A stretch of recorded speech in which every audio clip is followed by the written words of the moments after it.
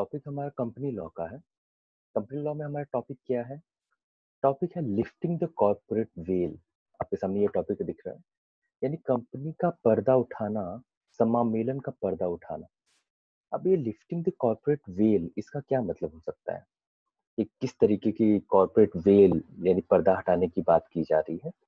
इसमें मैं केस का डिस्कशन करना चाहूंगा जो मैंने पहले भी किया था, जो कि था आपका सोलोमन वर्सेस सोलोमन।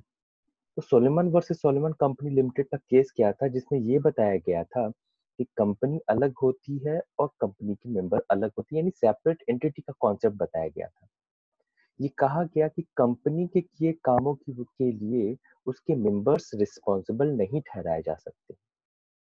तो इस वजह से कंपनी और उसके मेंबर्स के बीच में क्या होता है, एक पर्दा होता है, एक वेल होता है, जो कि जो कोर्ट होती है, एक जुडिशरी जो होती है, उस पर्दे को नहीं हटाती है। जुडिशरी पर्दे को नहीं हटाती, मतलब कंपनी कैसे चल रही है, अभी डिसीजन क्या लिए जा रहे हैं, जो उसके मेंबर्स हैं उसको कितना डिविडेंड बांटा जा रहा है, कोई नया प्रोजेक्ट कंपनी के लिए स्टार्ट कर रही है, ये सारे मैटर्स पे जुडिशरी इंटरफेयर नहीं करती है ना। ये नहीं देखने जाती कि सारी चीजें कौन कर रहा है। तो ये जो चीजें नहीं देखने जा रही है, इसका मतलब वो कंपनी के पर्दे को नहीं हटा रही है। It is not lifting the well of the corporation, है ना। अब हम यहीं पे बात करते हैं कि कब जुडिशरी यानी कोर्ट जो है, ये कॉर्पोरेट वेल को हटा सकती। कॉर्पोरेट वेल को हटा सकती का मतलब, अगर कंपनी किसी तरीके का गलत काम कर रही है, तो कंपनी गलत काम कर रही है, जरूरी नहीं है उसमें कुछ मेंबर्स हो सकते हैं जो कि गलत काम कर रहे हैं। तो जब अब ये कैसे पता लगाया जाएगा कि कौन मेंबर इन्वॉल्व है इसके पीछे?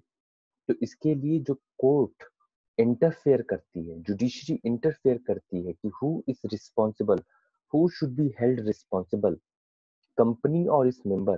कंपनी रिस्पॉन्सिबल है कि मेंबर्स रिस्पॉन्सिबल है, इसको पता करने के लिए जो कोर्ट इंटरफेयर करती है, ये देखती है कि कौन रिस्पॉन्सिबल है। इसी इंटरफेयरिंग एक्ट को कहा जाता है लिफ्टिंग द कॉर्पोरेट वेल। अब इसके दो टाइप होते हैं। पहला टाइप कौन सा है? Cases falling under judicial decision. ऐसे केसेस जो कि जुडिशियल डिसीजन में आते हैं, तब कोर्ट क्या कर सकती है, कंपनी का वो जो कॉर्पोरेट वेल है उसे लिफ्ट कर सकती है, घूंघट उठाना या पर्दा हटा सकती है कि कौन है पर्दे के पीछे, कहानी क्या है। हम्म। फिर दूसरा पार्ट देख लीजिए। दूसरा पार्ट है cases falling under express statutory provision. Company के कुछ नियम और कायदे होते हैं, अगर उस नियम और कायदों का उल्लंघन किया जाता है, अवॉइडेंस किया जाता है, तो भी उनमें क्या हो सकता है, एक जो कोर्ट होती है वो कॉर्पोरेट वेल को लिफ्ट कर सकती है। यानी कंपनी कोर्ट जो होती है वो जांच कर सकती है कि कौन रिस्पॉन्सिबल है, कंपनी या उसके मेंबर्स। इस जांच करने को ही कहते हैं लिफ्टिंग द कॉर्पोरेट वेल। अब देखिए, इन दोनों पॉइंट में 5-5 पॉइंट है। वो सभी क्या है, हम कंडीशंस पढ़ेंगे। वो ये 5-5 पॉइंट देखिए, यहाँ पे ये 5 पॉइंट है, और फिर इसे छोटा कर देता हूँ थोड़ा।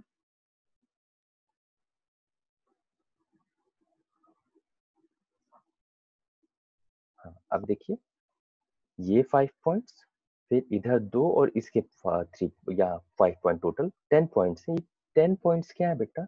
ये 10 पॉइंट्स कंडीशंस हैं। ऐसी कंडीशन की अगर ये कंडीशंस आती हैं, तो जो कोर्ट होता है, जो जुडिशरी होता है, हमारा जज होते हैं, वो कंपनी के मैटर में इंटरफेयर करेंगे और जांच करेंगे, ठीक, और अपना डिसीजन देंगे कि who should be held responsible, किसे जिम्मेदार ठहराया जाना चाहिए। ओके। वैसे ये रिकॉर्डिंग जो हो रही है वो इस समय टाइमिंग हो रहा है 12:15 AM, यानी रात के 12:15 पे। तो really sorry to make such a delayed video, delayed video बना रहा हूँ। चलिए, तो लिफ्टिंग द कॉर्पोरेट वेल तो मतलब समझ में आ गया ना। अब एक एक केस स्टडी करते हैं। आपकी पहली केस स्टडी क्या है, इसे मैं जूम कर दूं।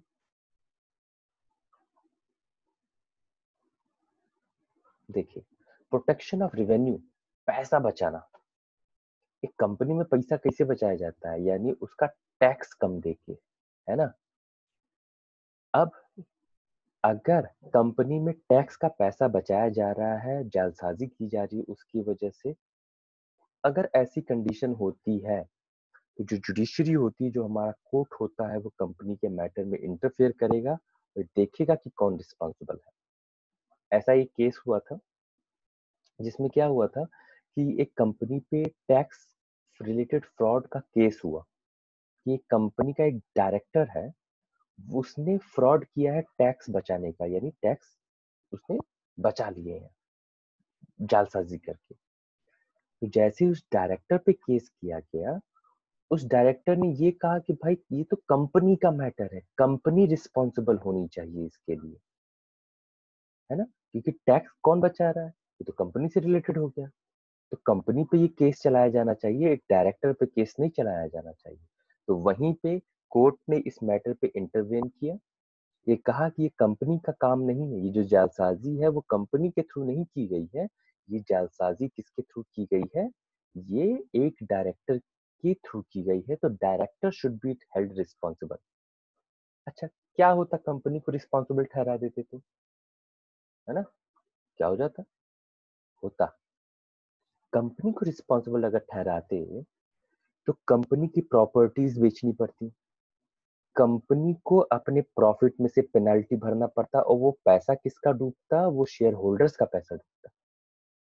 मगर ये गलती किसकी थी, ये फ्रॉड किसने किया था, ये फ्रॉड डायरेक्टर ने किया था, वो अपने पास से अब पैसा भरेगा, director will be held responsible. तो इस वजह से अलग अलग बात की जाती है कि कंपनी को हम रिस्पॉन्सिबल न ठहरा के डायरेक्टर को ठहराएंगे, और क्यों।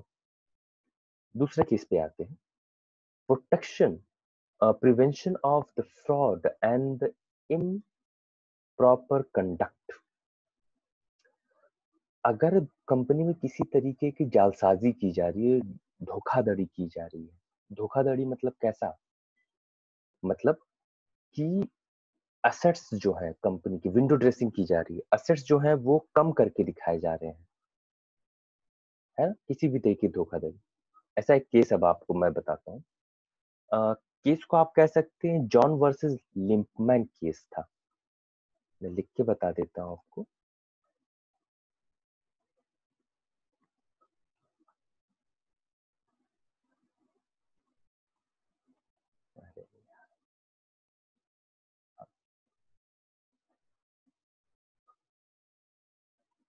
Johns versus Limsman, Lipman. देखिए, जॉन वर्सेस लिपमैन का एक केस हुआ था, उसमें क्या हुआ था, ये जो आपका लिपमैन है,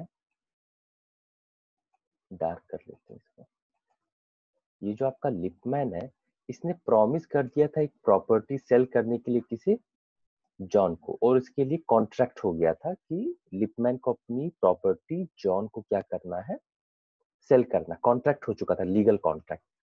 मगर कॉन्ट्रैक्ट करने के बाद अब लिपमैन को ये लगता है, अरे यार प्रॉपर्टी नहीं बेचनी मुझे, तो उसने क्या किया, खुद और अपने क्लर्क को शामिल करके कंपनी बना ली।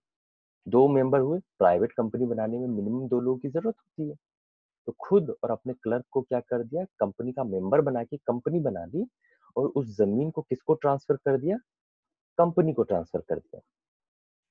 अब अब जॉन को जमीन मिले तो मिले कैसे, कॉन्ट्रैक्ट पूरा हो तो हो कैसे, तो इन्होंने क्या कर दिया, जॉन ने कोर्ट में केस कर दिया कि ये लिपमैन और versus Lipman and Lipman company के खिलाफ केस कर दिया कि ये कॉन्ट्रैक्ट था और ये कॉन्ट्रैक्ट पूरा नहीं किया जा रहा, और इसके पीछे लिपमैन की क्या है, एक फ्रॉडलेंट एक्टिविटीज है। कोर्ट ने इस मैटर पे डिसीजन दिया कि लिपमैन इस कॉन्ट्रैक्ट को न पूरा होने की वजह से रिस्पॉन्सिबल ठहराया जाएगा, न कि कंपनी, और लिपमैन पेनल्टी देगा जॉन को जो भी नुकसान हुआ है। ठीक है, नेक्स्ट पॉइंट है आपका third point, determination of the enemy character of the company. Enemy character, यानी पता चल जाए कि दुश्मन देश का है। ऐसा केस कब हुआ था? जब फर्स्ट वर्ल्ड वॉर हुआ था। तो ऐसे सिचुएशन, फर्स्ट वर्ल्ड वॉर से पहले अमेरिका, सॉरी, ब्रिटेन की एक कंपनी थी। फर्स्ट वर्ल्ड वॉर में मेन जो देश थे जिनके बीच में मेन झगड़ा था, वो आपका ब्रिटेन और जर्मनी थे। ठीक, समझ गए? तो फर्स्ट वर्ल्ड वॉर से पहले अमेरिका, ब्रिटेन की कंपनी थी, उसमें जर्मनी ने क्या किया था, जर्मनी के लोगों ने, जर्मनी के शेयर होल्डर्स ने शेयर होल्डिंग ले ली, और वो भी क्या ले ली, ज्यादा, मोर पावर शेयर होल्डिंग ले ली। यानी कि समझ लो 70%, 80%, यानी मेजोरिटी से ज्यादा। 51% से ज्यादा हो जाए तो ज्यादा हो जाता है, कंपनी पे कंट्रोल आ जाता है। तो जर्मनी से क्या हो गया था, उस ब्रिटेन की कंपनी में मेजोरिटी से ज्यादा होल्डिंग हो गई। जैसे युद्ध शुरू हो गया, तो अब उस कंपनी जिसपे जर्मनी का कंट्रोल था, उस कंपनी ने जिनको जिनको उधार दिया था उनसे कहा कि तुम मेरे सारे उधार दो। वो ब्रिटेन की कंपनी जिनको उधार दी थी, उन उधार यानी डेटर्स से उसने क्या करने लगा, पैसे मांगने लगा। कंट्रोल किसका था, जर्मनी का था। तो वो डेटर्स क्या किए, वो डेटर्स कोर्ट के पास चले गए। कोर्ट के पास गए, कोर्ट ने ये कहा, और कोर्ट में उन्होंने ये कहा कि ये जो कंपनी है ये एनिमी कैरेक्टर की है, और अभी हमसे पैसे न दिलवाए जाए। तो कोर्ट ने ये माना कि हाँ, इस कंपनी पे जो मोस्ट होल्डिंग है वो जर्मनी की है, और जर्मनी इस समय हमारा एनिमी कंट्री है। तो एनिमी कैरेक्टर प्रूफ होने की वजह से उन सारे डेटर्स को रिलैक्सेशन दिया गया कि उन्हें पैसा पे करने की अभी जरूरत नहीं। आई बात? तो ये बताओ कंडीशन क्या हुई? जैसे ही एनिमी कैरेक्टर हुआ, वैसे ही कोर्ट कंपनी के मैटर में इंटरवेन किया। ठीक। फोर्थ पॉइंट है आपका, अवॉइडेंस ऑफ वेलफेयर लेजिस्लेशन। देखिए, कंपनी एक्ट 1956 हो या कंपनी एक्ट 2013 हो, हर एक कंपनी जो हमारे देश में काम कर रही है, उनको वेलफेयर स्कीम, सोशल वेलफेयर के ऊपर पैसा खर्च करना रहता है। ये कैसे निकलता है, पिछले 3-4 सालों का एवरेज निकाल के उसका 10 या 15% सोसाइटी पे खर्च करना रहता है। हमारे देश में इस एक्टिविटी में सबसे ज्यादा जो फेमस है वो टाटा कंपनी है, टाटा ट्रस्ट जो है। ठीक। तो अगर कंपनी इन सब मैटर में कोई भी घपला करती है और पैसा सोशल वेलफेयर पे नहीं खर्च कर रही है, तो ऐसा मैटर अगर हुआ तो कोर्ट क्या कर सकता है, इसमें इंटरवेंशन कर सकता है, और ये रिस्पॉन्स ये देख सकता है कि इस काम के लिए किसे रिस्पॉन्सिबल ठहराया जाए। क्या कोई मेंबर रिस्पॉन्सिबल है, डायरेक्टर रिस्पॉन्सिबल है, या कंपनी रिस्पॉन्सिबल है? ये तभी हो सकता है जब कोर्ट कॉर्पोरेट वेल को लिफ्ट करे, है ना, पर्दे के पीछे देखे कि कहानी कौन चला रहा है आखिर। ठीक। ओके। उसके बाद है to determine the contempt of court. To determine the contempt of court, ये क्या हो जाता है भाई? कोर्ट ने कोई डिसीजन दे दिया है और आप उसकी बात न माने। ये कैसे हुआ था, एक फ्लोर यानी आटे की कंपनी थी, उसमें कुछ इंटरनल मैटर चल रहा था, और उसमें कोर्ट ने ये डिसीजन दिया कि जब तक सारे मैटर क्लियर नहीं हो जाते, तब तक किसी भी तरीके का सेल्स नहीं होगा, है ना, किसी भी तरीके का सेल्स कंपनी नहीं करेगी। उस पे कोर्ट ने ऑर्डर दे दिया, मगर तब तक कंपनी की तरफ से कुछ सेल्स हो जाती है, तब कंटेम्प्ट ऑफ कोर्ट, कोर्ट की बात की अवहेलना हुई, कोर्ट तुरंत चेक करेगा कि क्या कंपनी पूरे तो इन्वॉल्व है इस पे, या कोई डायरेक्टर इन्वॉल्व है इस पे। कंपनी रिस्पॉन्सिबल होगी तो कंपनी पे केस होगा, डायरेक्टर रिस्पॉन्सिबल होगा तो उस पर्टिकुलर डायरेक्टर पे होगा, ना कि कंपनी पे होगा। ठीक। तो ये 5 कंडीशन थी जो कि जुडिशियल कंडीशन थी, जुडिशियल डिसीजंस थे। और अगर ये कंडीशन आती है तो एक कोर्ट क्या कर सकता है, कंपनी के खिलाफ यानी कि कॉर्पोरेट वेल को लिफ्ट कर सकता है, देख सकता है कि कौन रिस्पॉन्सिबल है। आगे देखते हैं। फिर सेकंड पार्ट में आते हैं, cases falling under the express statutory provision, यानी संवैधानिक प्रावधानों के अंतर्गत। संवैधानिक आपको बताया, कोई चीजें फिक्स होती है, रूल है, रेगुलेशन, अगर उसको क्रॉस किया जाएगा, उसको अवॉइड किया जाएगा, है ना, तो ऐसे केसेस में भी कोर्ट इंटरवेन कर सकती है। कौन कौन से होता है? पहला, reduction of members below the statutory minimum, संवैधानिक सीमित नंबर से अगर कम नंबर्स हो जाए तो कोर्ट अब इसमें क्या कर सकता है? इंटरवेंशन कर सकता है। पब्लिक कंपनी में अगर 7 से कम लोग हो जाए, प्राइवेट कंपनी में 2 से अगर कम हो जाए, ऐसी कंडीशन आते ही जो कोर्ट होती है वो कॉर्पोरेट वेल को लिफ्ट कर सकती है, देख सकती है ये क्यों ऐसा हुआ। नेक्स्ट है मिसरिप्रेजेंटेशन ऑफ प्रोस्पेक्टस। प्रोस्पेक्टस आप समझते हैं? आप किसी कॉलेज में एडमिशन लेने जाते हैं, स्कूल में, तो एक फाइल टाइप की आपको अवेलेबल कराता है, वो प्रोस्पेक्टस होता है जिसमें वो बताता है कि स्कूल में कौन कौन से केस सब्जेक्ट अवेलेबल हैं, क्या फैसिलिटीज हैं, क्या एक्स्ट्रा करिकुलम एक्टिविटीज हैं, डायरेक्टर्स कौन है, प्रिंसिपल कौन है, और सारी इंफॉर्मेशन वो देता है, फीस कितनी है। तो ऐसी इंफॉर्मेशन देने वाले डॉक्यूमेंट को प्रोस्पेक्टस कहा जाता है। कंपनी लॉ में हम आगे, ये पूरा चैप्टर है इस पे, रिस्पॉन्सिबिलिटी ऑफ डायरेक्टर्स, कि अगर प्रोस्पेक्टस में किसी भी तरीके का मिसरिप्रेजेंटेशन हो, आपने कहा कुछ है और कर कुछ और है, ऐसी कंडीशन में डायरेक्टर्स को रिस्पॉन्सिबल ठहराया जाता है। तो अगर प्रोस्पेक्टस में कोई मिसरिप्रेजेंटेशन होता है तो कंपनी क्या कर सकती है? डायरेक्ट कॉर्पोरेट वेल को लिफ्ट कर सकती है। ठीक है, ये दूसरा पॉइंट हो गया। थर्ड पॉइंट पे आते हैं। थर्ड पॉइंट है failure to return the application money. Application money, जो लोग कॉमर्स बैकग्राउंड से नहीं हो गए होंगे, मैं बता थोड़ा सा क्लियर कर देता हूँ। एक कंपनी जो होती है उसे पैसे की जरूरत होती है, वो शेयर्स इशू करते हैं। वो पहली किस्त जो पैसे पे मांगते हैं, फर्स्ट अलॉटमेंट जो एक मिलता है पैसे का, पहली खेप, उससे क्या कहा जाता है? एप्लीकेशन मनी कहा जाता है।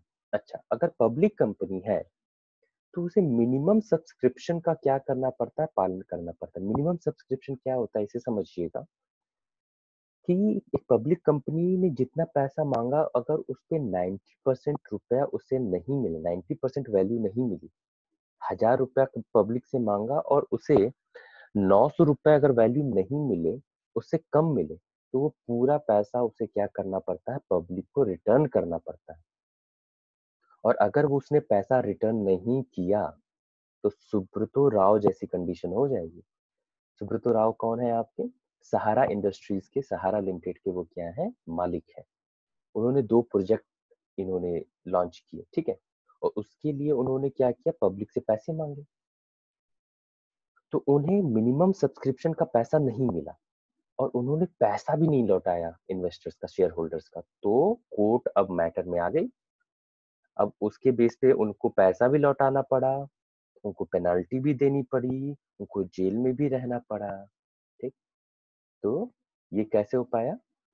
कंपनी ने, सॉरी, कोर्ट ने कंपनी का वेल लिफ्ट किया, ठीक, और फिर ये चेक किया कि इसके लिए रिस्पॉन्सिबल कौन है। उन्होंने सुब्रतो राव को रिस्पॉन्सिबल ठहराया और उन पे केस चलाया।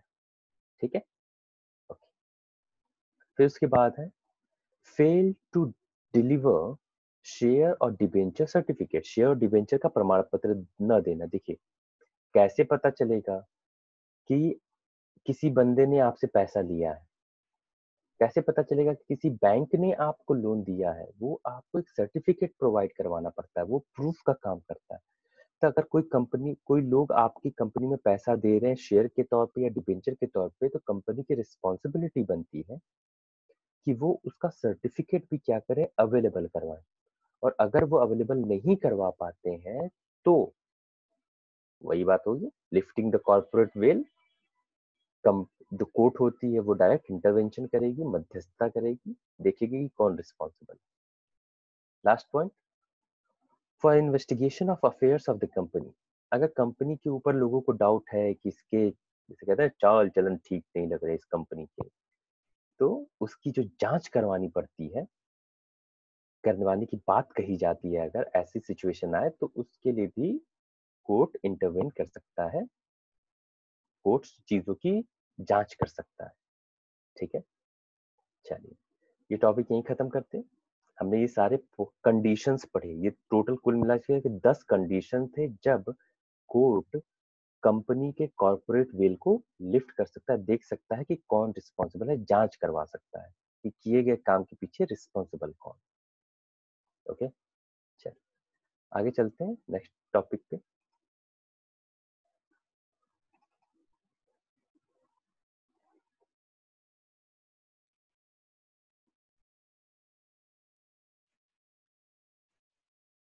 चलिए मैं अपनी फोटो थोड़ी किनारे साइड लाइन करता हूँ, ये कोने में मैं एडजस्ट। चलिए, अब public company versus private company का हमें डिफरेंस देखना है। ठीक, पहला डिफरेंस क्या होता है, पब्लिक कंपनी और प्राइवेट कंपनी, आपको पता भी होंगी कुछ चीजें और कुछ नई चीजें भी पता चलेंगी, ठीक है ना। 3 कॉलम बना लेंगे, एक बेसिस का, एक पब्लिक कंपनी और तीसरा प्राइवेट कंपनी का। बेसिस में पहला है नंबर ऑफ मेंबर्स, कितने मेंबर्स होते हैं। मैंने पहले बता रखा था आपको कि एक पब्लिक कंपनी जो होती है उसमें मिनिमम 7 लोग होते हैं और मैक्सिमम नो लिमिट होता है। वही प्राइवेट कंपनी जो होती है मिनिमम 2 लोग होते हैं और मैक्सिमम 200 लोग होते हैं। ठीक है, दूसरे पे आते हैं, start of the business. Business कैसे स्टार्ट किया जाता है, बिजनेस स्टार्ट होता कैसे है। जब आप पब्लिक कंपनी की बात करते हैं तो जैसे 2 प्रोसीजर होते हैं।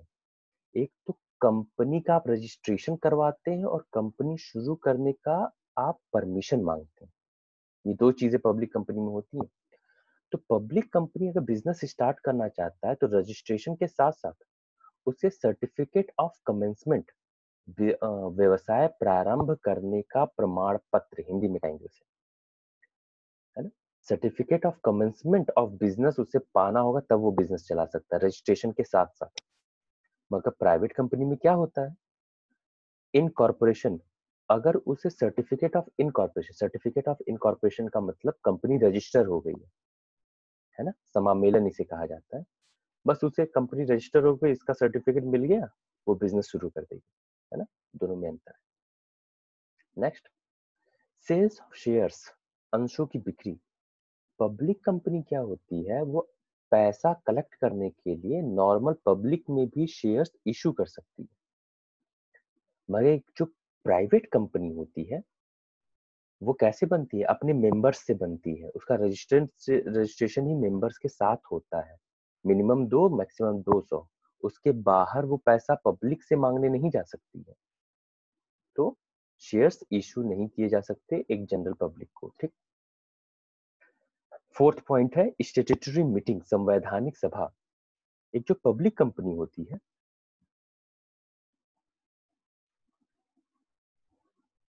यहाँ पे मैंने शायद उल्टा लिख दिया, आई एम वेरी सॉरी। यहाँ पे क्या होता है, एक पब्लिक कंपनी में स्टैट्यूटरी मीटिंग की जरूरत होती है। ठीक, यहाँ पे मैंने गलती लिख दिया, उल्टा लिख दिया। कहाँ गया,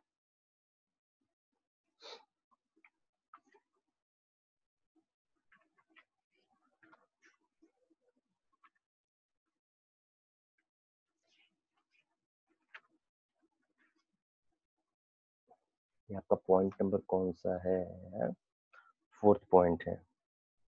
हाँ, वही मैं कह रहा था कि ये यहाँ पे मैंने ये गलत लिख दिया है। एक जो पब्लिक कंपनी होती है उसमें स्टैट्यूटरी मीटिंग की जरूरत होती है, बिल्कुल जरूरी होती है। जैसे ही वो बिजनेस स्टार्ट करने जाते हैं तो उन्हें एक स्टैट्यूटरी मीटिंग बुलानी पड़ती है। मगर एक प्राइवेट कंपनी में स्टैट्यूटरी मीटिंग की जरूरत नहीं होती है। ठीक, पांचवें पॉइंट पे आते हैं, allotment of shares. Public company में शेयर्स को तब तक अलॉट नहीं किया जा सकता जब तक मिनिमम सब्सक्रिप्शन न हुआ। मिनिमम सब्सक्रिप्शन थोड़ी देर पहले आपको बताया था कि आपने जितना पैसा मांगा है उस पर कम से कम 90% आ जाना चाहिए, है ना। तो अगर मिनिमम सब्सक्रिप्शन नहीं हुआ है तो शेयर्स को अलॉट नहीं किया जा सकता। शेयर अलॉट करने का मतलब ये कर देना, इस बंदे ने इतने शेयर दिए हैं, हम इसको सर्टिफाई करते हैं, है ना। ये चीजें नहीं आप कर सकते था। मगर प्राइवेट कंपनी में ऐसा कुछ भी नहीं होता है। ठीक है, डायरेक्टली शेयर्स अलॉट किए जा सकते हैं जैसे कंपनी अलॉट हो जाती, इनकॉर्पोरेट हो जाती है। सिक्स्थ पॉइंट करते हैं बात, ट्रांसफर ऑफ शेयर्स। पहले भी बताया था कि जो पब्लिक कंपनी होती है उसमें शेयर्स ट्रांसफर किए जा सकते हैं। शेयर ट्रांसफर किए जाने की वजह से ही स्टॉक एक्सचेंज में हम शेयर्स खरीद और बेच सकते हैं, ठीक है। मगर प्राइवेट कंपनी में रिस्ट्रिक्शंस होती है शेयर्स के ट्रांसफर की। आप वहां पे आसानी से शेयर्स जितनी आसानी से स्टॉक एक्सचेंज में खरीद लेते बेच लेते, प्राइवेट कंपनी का ऐसा नहीं हो सकता है। नेक्स्ट है इशू ऑफ प्रोस्पेक्टस। एक जो पब्लिक कंपनी होती है उसे प्रोस्पेक्टस इशू करना होता है, मगर एक जो प्राइवेट कंपनी होती है उसके लिए कोई जरूरी नहीं कि वो प्रोस्पेक्टस इशू करे। आठवां पॉइंट, यूज ऑफ वर्ड। जो पब्लिक कंपनी होती है उसको अपनी कंपनी के साथ लिमिटेड वर्ड यूज करना पड़ता है, और जो प्राइवेट कंपनी होती है उसे अपने साथ प्राइवेट लिमिटेड यूज करना पड़ता है। नाइन्थ पॉइंट है आपका इंस्पेक्शन ऑफ अकाउंट्स।